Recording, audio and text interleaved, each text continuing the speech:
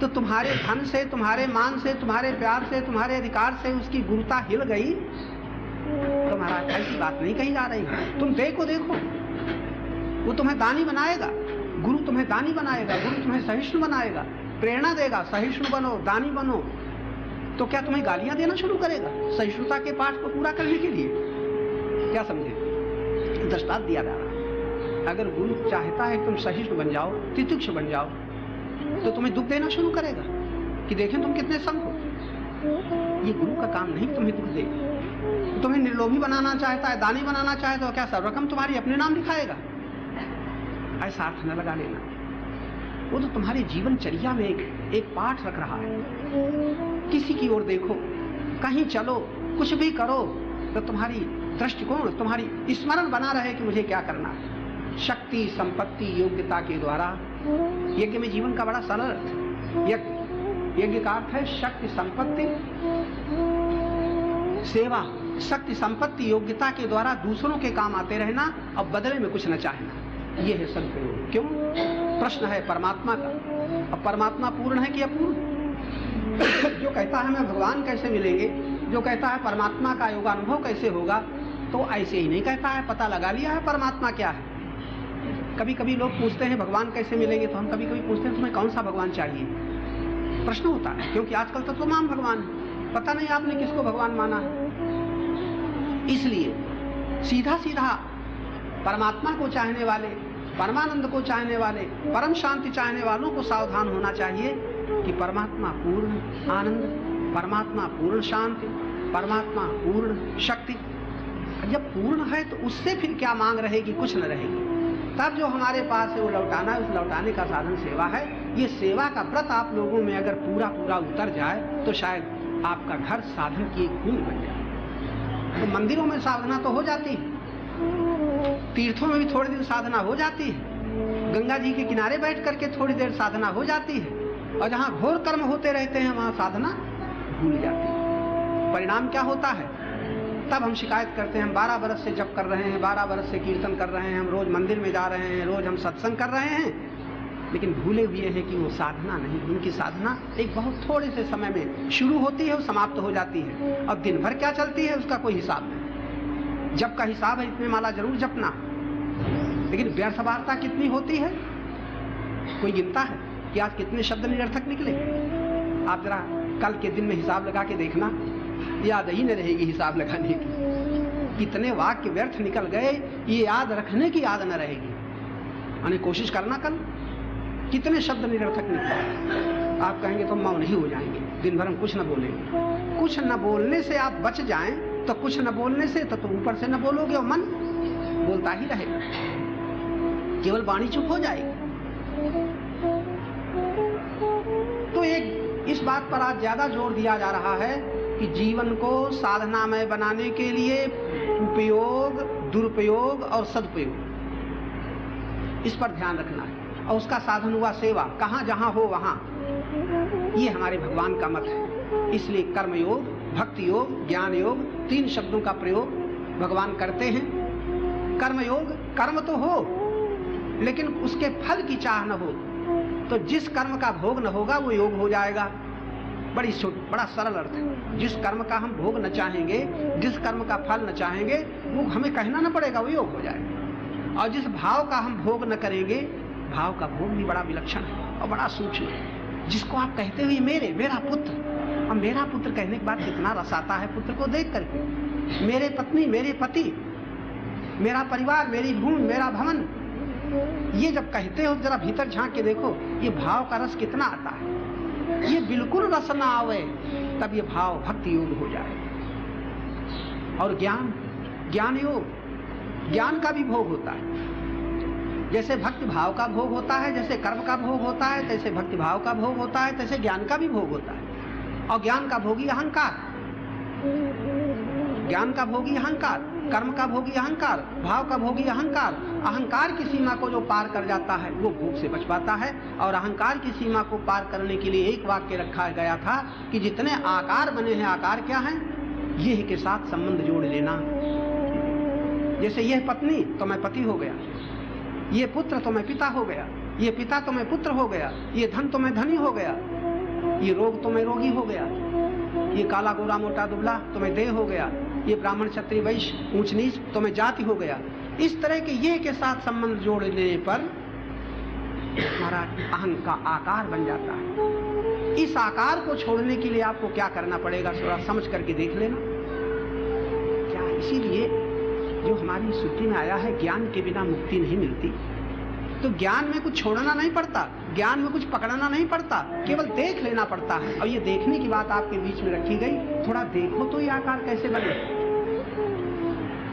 आकार बने कैसे, अहं का आकार बना कैसे है, ओढ़ लेने से। उसकी सरल परिभाषा क्या है, मेरा। जहां मेरा शब्द निकला, जहां मेरी, मेरा, मैं और मेरा, ये आकार बन गया। इसके लिए क्या करना पड़ेगा, सजग होकर के केवल देखते रहना पड़ेगा। ये है साधना। बहुत गहरी प्यास होगी जब मुक्ति की, बहुत गहरी अभिलाषा होगी जब भक्ति की, बहुत गहरी अभिलाषा, तब कहीं ये संभव है। वरना सुन तो हम सब लोग रहे हैं, और सुनने के बाद भी, और कई बार सुना होगा, आज भी सुन रहे हो, शायद फिर सुनना पड़ेगा। ये जो अभी बताया जा रहा है, अहं के आकार का त्याग कठिन है कि सरल है? आपका क्या मत है? बहुत कठिन है, ठीक है। अच्छा, श्रम का कहीं पता है इसमें? श्रम कितना पड़ेगा? कहीं जाना पड़ेगा? ऐसा भी कुछ नहीं है। कहीं जाना भी ना पड़ेगा, कोई परिश्रम भी ना पड़ेगा, प्राणायाम भी ना करना पड़ेगा, खड़े रहना या बैठे रहना, आसन भी लगाना न पड़ेगा, और किसी तीर्थ में रह करके निवास भी ना करना पड़ेगा। है श्रम कहीं? कहीं आना जाना है? कुछ नहीं है। अब फिर भी कठिन क्यों है? कठिन तो उसे कहते हैं जो बड़ी मेहनत से सिद्ध हो। इसमें कौन सी मेहनत है? आप लोग सोचिए, इसमें कौन सी मेहनत है? मेहनत बिल्कुल नहीं है। लेकिन एक बात है, हम इतने सावधान नहीं हैं। और सावधान किसमें है? अगर आपके पास 1 लाख का हीरा हो तो आप सावधान रहेंगे कि नहीं? चलते फिरते, बैठते उठते, सोते जागते, बड़ी कीमती चीज लिए हुए हैं, और कोई कह दे खतरा है तो आप सावधान रहेंगे बचाने के लिए। अगर यहाँ लिखा हो यहाँ से कोई चीज चोरी, तो आप सावधान रहेंगे उसकी सुरक्षा के लिए। जितना हम वस्तु की सुरक्षा के लिए सावधान हैं, जितना अहं के आकार को बचाने के लिए हम सावधान हैं, जितना अपने माने हुए व्यक्तियों की सुरक्षा के लिए सावधान हैं, उतना क्या भक्ति में जो बाधाएं हैं, ज्ञान में जो बाधाएं हैं, अपनी मुक्ति में जो बाधाएं हैं, अपनी भक्ति में जो बाधाएं हैं, उनको हटाने के लिए सावधान हैं? क्या ख्याल है आप? नहीं है। क्यों? इसका एक उत्तर है कि अभी हमें भक्ति की चाह जितनी होनी चाहिए उतनी नहीं है, मुक्ति की चाह नहीं है। तब हम कभी कभी कह दिया करते हैं आपको, ना हम लोगों को ना भक्ति चाहिए, ना मुक्ति चाहिए, ना शांति चाहिए, लेकिन शब्द का प्रयोग करते हैं, भक्ति कैसे मिलेगी, मुक्ति कैसे मिलेगी और शांति कैसे मिलेगी। लेकिन आप लोगों में कोई भक्ति नहीं चाहता, कोई मुक्ति नहीं चाहता, कोई शांति नहीं चाहता। खराब तो नहीं लग रहा है? लग रहा होगा। हम तो इसीलिए आए हैं यहाँ पर। अगर चाहते नहीं होते तो सुनते क्यों? लेकिन आप फिर सोचिएगा, कितनी मात्रा में आप ये चाहते हो और कितनी मात्रा में वो चाहते हो जिसके पीछे दुखी हो जाते हो, जिसके पीछे चिंतित हो जाते हो, जिसके पीछे भयातुर हो जाते हो। कहीं भय लगता है कि नहीं? बड़ी गहरी खोज है ये। आपको कभी भय लगता है कि नहीं? आपको कभी चिंता होती है कि नहीं? आपको कभी दुख होता है कि नहीं? एक बात बता देना, जहाँ कहीं दुख होता है और जहाँ कहीं भय लगता है और जहाँ कहीं चिंता होती है, आपका संबंध विनाशी से है, विनाशी से नहीं है। याद रहेगा? भय मात्र, चिंता मात्र और दुख मात्र ये सिद्ध कर देता है कि आपका संबंध अविनाशी परमात्मा से नहीं है, नित्य प्राप्त परमात्मा से नहीं है, परमानंद परमात्मा से नहीं है। इससे है जो छूट जाएगा, छूट सकता है, छीन सकता है, छोड़ सकता है। 3, जो आपसे छूट जाएगा, जो आपसे कोई छीन लेगा और जो आपको छोड़ देगा। और ये 3 बातें किससे घटित हो सकती हैं? अविनाशी या विनाशी से। बस अब आप याद रहेगा आपको, बड़ी कसौटी गहरी है। अब आप ये नहीं कह सकते कि हम परमात्मा को चाहते हैं, आप ये नहीं कह सकते कि हम भक्ति चाहते हैं, आप ये नहीं कह सकते हम पूरे हृदय से मुक्ति चाहते हैं। मौका बाद, सवेरे शाम तो भक्ति चाहते हैं। तभी लोग प्रश्न करते हैं ध्यान में मन नहीं लगता। कब? जितनी देर हम सवेरे बैठे उतनी देर ध्यान लग जाए। कहीं ऐसा ध्यान न लग जाए कि बैठे ही रह जाएं। तो ये थोड़ा ध्यान से देख लेना, बड़ी सुंदर कसौटी अपने सामने रख लेना, ताकि अहंकार अकड़े नहीं कि मैं भजन करता हूँ, मैं ध्यान करता हूँ, हम इतना तत्पर हैं, हम बिल्कुल तैयार हैं, भगवान की कृपा नहीं होती। शिकायत है लोगों की, हम तो भजन कर रहे हैं, भगवान की जाने कब कृपा होगी। जैसे हम बिल्कुल तैयार हैं, वही अपने कर्तव्य से विमुख, जो उनको करना चाहिए वो नहीं कर रहे हैं, और हमें जो करना चाहिए वो पूरा कर चुके हैं। ये देखो अज्ञान, भगवान को जो करना चाहिए वो नहीं कर रहे हैं, और हमें जो करना चाहिए कर चुके हैं। शिकायतें बताते हैं। तो आज की चर्चा में आप याद रखिएगा, एक तो जब भय लगे तो तुरंत पूछ लेना मेरा संबंध अब किससे है। चिंता सताए तो तुरंत पूछ लेना अपने भीतर, अब मेरा संबंध विनाशी से है कि अविनाशी से। ये जानकारी आपको एक होश में ला देगी। एक बात अभी कही थी और हम यहीं से समाप्त करेंगे। वो बात क्या है? प्राप्त का सदुपयोग सेवा के द्वारा, प्राप्त का दुरुपयोग भोग के द्वारा, भोग के द्वारा जो भी पहले कुछ पुण्य किए हैं वो समाप्त होते जाएंगे। पाप से इनकार करेंगे कि भोगना न पड़े, तो भगवान से प्रार्थना करेंगे, भगवान ये दुख दूर कर दो, ये दुख दूर कर दो, ये दुख दूर कर दो। कर्म करें हम और बचाएं भगवान, बहुत ठीक। पुण्य किए बिना प्रायः हम लोग सुख भोगना चाहते हैं और पाप करते हुए दुख से बचना चाहते हैं, लेकिन फिर भी बड़े अच्छे हैं जो पाप करते हुए दुख से बचना चाहते हैं, भगवान की शरण लेते हैं, वो बड़े अच्छे हैं। इसी तरह भगवान से संबंध तो जुड़ा, और उसी संबंध जुड़ने के कारण आप ये चर्चा सुन रहे हो। और ये जो चर्चा सुन रहे हो, यही लौट करके अपने आप की भूल को, अपने आप के भ्रम को, अपने आप के अज्ञान को देखने का एकमात्र उपाय है। और इतना हो जाए कि हम अपनी भूल को जान लें, अपने भ्रम को जान लें, अपने अज्ञान को जान लें, तो शायद ये ऐसा द्वार मिल जाए, द्वार मुक्ति का द्वार, भक्ति का द्वार, शांति का द्वार मिल जाए, केवल भूल भ्रम और अज्ञान को देख लेने से। और गुरुजनों के समीप जो सबसे बड़ा नकद लाभ है, कोई वरदान नहीं है, कोई दुआ नहीं है। दुआएं भी हैं, वरदान भी हैं, आशीर्वाद भी हैं, लेकिन उसका संबंध सबसे किससे होगा वो तो आप जाने। लेकिन सबसे बड़ा लाभ गुरु ज्ञान में, अगर हम अपने भ्रम को देख लें, अपने अज्ञान को देख लें, अपनी भूल को देख लें, तो शायद हमें वो द्वार मिल जाएगा जहाँ से मुक्ति, जहाँ से भक्ति और जहाँ से शांति हमें अति सुलभ दिखाई पड़े। आप यही कोशिश करिए कि हमें अपने भ्रम का पता चल जाए, अपने अज्ञान का पता चल जाए और अपनी भूल का पता चल जाए।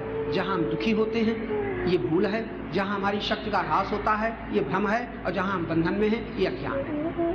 श्री राम जय राम जय जय राम, श्री राम जय राम जय जय राम, श्री राम जय राम जय जय राम, श्री राम जय राम जय जय राम, श्री राम जय राम जय जय राम, श्री राम जय राम जय जय राम।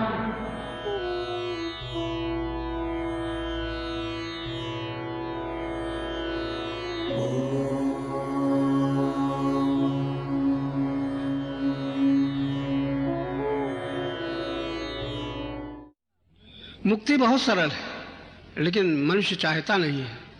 भक्ति बहुत सरल है, मनुष्य चाहता ही नहीं है। मनुष्य जो चाहता है वो संसार का कोई पदार्थ है, दूसरों से मिलने वाला है। दूसरों से मिलेगा वो भक्ति नहीं, जो दूसरों से मिलेगी वो मुक्ति नहीं, जो दूसरों से मिलेगी वो शांति नहीं। जब किसी से कोई आशा न रह जाएगी, किसी से हमें कुछ नहीं चाहिए संसार में, ये मुक्ति है। हाँ, ये शांति है, हमें कुछ नहीं चाहिए, शांति है। और संसार में अपना कुछ नहीं है, यही मुक्ति है। संसार में अपना कुछ है ही नहीं, देह तक अपनी नहीं। जन्म हुआ है, बढ़ा है, युवा बना है, वृद्ध हो जाएगा, छूट जाएगा। अपना होता तो हम ऐसा करने देते। जिस पर अपना अधिकार नहीं वो अपना नहीं। अपना अधिकार किसमें है? चलो सोचने की बात है। अपना अधिकार किसमें है? जो हमसे कभी न छूटे, उस पर अपना अधिकार है। जो हमें कभी न छोड़े, कभी न छोड़े, उसका हमारे ऊपर अधिकार है। और ये सत्य है, हमारे ऊपर जिसका अधिकार है वो हमको कभी नहीं छोड़ता, और छोड़ दे तो उसका भी हमारे ऊपर अधिकार नहीं। तो हम इन दो बातों पर विचार नहीं करते, सदा रहने वाला क्या है, न रहने वाला क्या है। दो ही शब्द हैं। सदा रहने वाले को हम जान लें ज्ञान में, ये दर्शन है। मंदिरों का दर्शन तो आंखों के द्वारा होता है, ये स्वयं का दर्शन ज्ञान के प्रकाश में होता है। ज्ञान के प्रकाश में देखने वाले बहुत कम लोग विवेकी होते हैं। अपने को देख लेना ये दर्शन है, मंदिर जाना ये दर्शन नहीं है, ग्रहण है। कहीं रूप को पकड़ लेते हैं, कहीं शब्द को पकड़ लेते हैं, कहीं कुछ पकड़ लेते हैं, अनुकूल को पकड़ लेते हैं, जो प्रतिकूल है उससे द्वेष करते हैं। तो जहाँ राग द्वेष है, राग द्वेष के रहते भक्ति मुक्ति शांति नहीं मिलती। राग द्वेष के रहते संसार से संबंध बना ही रहता है। इसीलिए भगवान का वाक्य है, राग द्वेष अभियुक्त विषयान इंद्रिय शरण। इंद्रियों के द्वारा देखो सुनो खाओ पियो, लेकिन राग न प्रेम न होने पावे और प्रतिकूल से द्वेष न होने पावे। इतनी दूर पीछे हट जाओ कि हम अखंड अनंत आनंद स्वरूप शक्ति स्वरूप प्रेम स्वरूप परमात्मा के हैं। ये बोध जब दृढ़ हो जाता है तब विनाशी से संबंध नहीं रह जाता। विनाशी से संबंध न रहने पर ही बंधनों का पराधीनता का अंत होता है। विनाशी से संबंध रहते बंधन न छूटेंगे, दुख न छूटेगा। यहाँ तक कि भगवान के दर्शन हो गए हैं अपने भिन्न, तो भगवान कभी मिलेंगे और कभी न मिलेंगे, कहीं मिलेंगे और कहीं न मिलेंगे। ये भी दर्शन नहीं है। दर्शन शब्द तो बड़ा गहरा है। मम दर्शन फल, संत का अनुभव है। दर्शन संत किसे मानते हैं? मम दर्शन, भगवान कहते हैं, राम से कहा गया है ये। मम दर्शन फल परम अनुपा, उसकी उपमा नहीं दी जा सकती, उससे आगे कुछ है ही नहीं। वो क्या है? जी उपाव निज सहज स्वरूपा। सहज जो है ही है, कहीं से आना जाना नहीं है, उस स्वरूप को जो प्राप्त होता है, ये दर्शन का फल है। कैसी बढ़िया बात है, कैसी तात्विक बात है। मम दर्शन फल परम अनुपा जीव पाव निज सहज। सहज जो है ही है, आना जाना भी नहीं है, उस स्वरूप को जो प्राप्त होता है, ये दर्शन का फल है। दर्शन का फल बताया है, दर्शन नहीं। जीव पाव निज सहज स्वरूपा मम दर्शन फल परम अनुपा। ऐसी स्थिति में जब हम पहुंचे, इसके लिए बुद्धियोग की जरूरत है। अभी तो संयोग के भोगी हैं, उससे पार ही नहीं जा पाते। संयोग अपने से भिन्न का होता है, योग तो है ही है। संयोग होगा वो प्रकृति के पदार्थों का होगा, योग तो परमात्मा का निरंतर है, उसकी अनुभूति नहीं होती। इसी में अटके हुए हैं, इसी को पकड़े हुए हैं। दुख की कृपा जब होगी तो हम योग चाहेंगे। अभी तो हमें संयोग ही प्रिय है और संयोग ही चाहते हैं। जन्म से लेकर के बुढ़ापे तक संयोग प्रिय है। जो संयोग हुआ है, प्रार्थना पूजा हमारी इसलिए है कि बना रहे, और जो नहीं मिला है मिल जाए। और अकल की बात तो देखो, जो मिला है निश्चित छूटता है और चाहते हैं और मिल जाए। ये मिला है छूट जाएगा, और मिलेगा तो रह जाएगा। जहाँ तक पाना है और जहाँ तक छूटना है, ये दर्शन नहीं है, ये तो ग्रहण है। पकड़ लिया है हमने, पकड़े हुए को हम चाहते हैं ये बना रहे। आप लोग सोच के देखो, आप क्या चाहते हो? जो है वो बना रहे, परिवार बना रहे, ये शरीर बना रहे। और हमको शरीर से मिला दिया है, परिवार से मिला दिया है, तो हम जैसे हैं वैसे बने रहें। इसमें परिवर्तन हुई ज्ञान है, ये दर्शन नहीं है। पकड़ में हम फंसे हुए हैं, मान्यता में फंसे हुए हैं। इसीलिए दुख ऐसी कृपा है कि हम चाहते हैं सुखी रहें, और जहाँ सुख चाहते हैं उसी के पीछे हम दुखी होते हैं। धन से धन पा करके सुखी रहें और धनी के पीछे हमें दुख भोगना पड़ता है। परिवार के संयोग से हम सुखी रहें, उसी संयोग के पीछे हमें दुखी होना पड़ता है। ये दुख हमें बताता है कि हम असत्संगी। असत्संग बिना दुख नहीं, और सत्संग में कहीं दुख नहीं है। सत्संग में दुख है ही नहीं, और सत्संग में दुख का अंत नहीं है। सुख की प्रतीति होती है, प्राप्ति नहीं होती।